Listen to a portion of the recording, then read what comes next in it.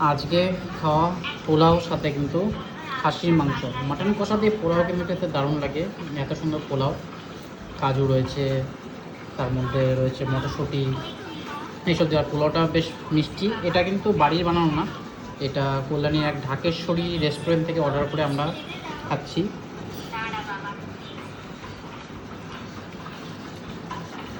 একদম দারুণ খেতে। মাটন দিয়ে পোলাও খুব মিষ্টি, দারুণ। মাটন পোলাও কম্বিনেশন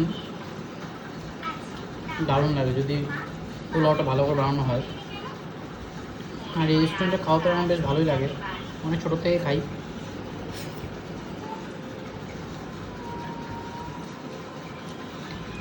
দারুণ পোলাও আর খাসি মাংস কালকে বানিয়েছিলাম, আজও রয়েছে, অনেকটা এনেছিলাম সেই জন্য।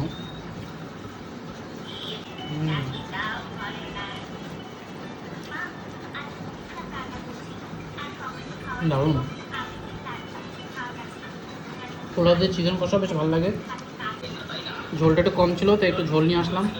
পোলাও দিয়ে মাটনের দারুণ লাগছে আমার।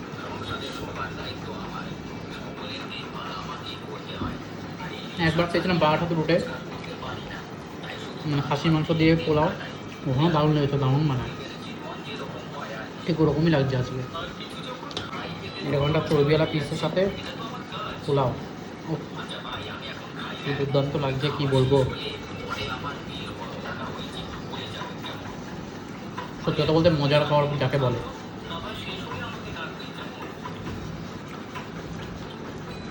মজার মজা।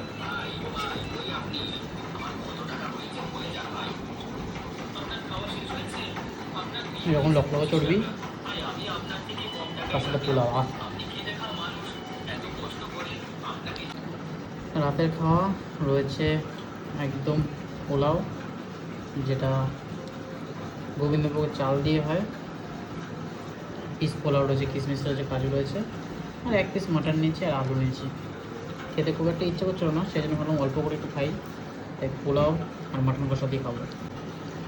বাসন্তী পোলাও দিয়ে অ্যাকচুয়ালি মাটন খেতে দারুণ লাগে, মিষ্টি মিষ্টি ঝাল ঝাল তো দারুণ। দুর্দান্ত পোলাও, তার সাথে মাটন কষা, অসম লাগছে খেতে।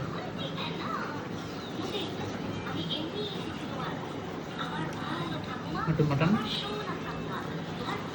তার সাথে পোলাও।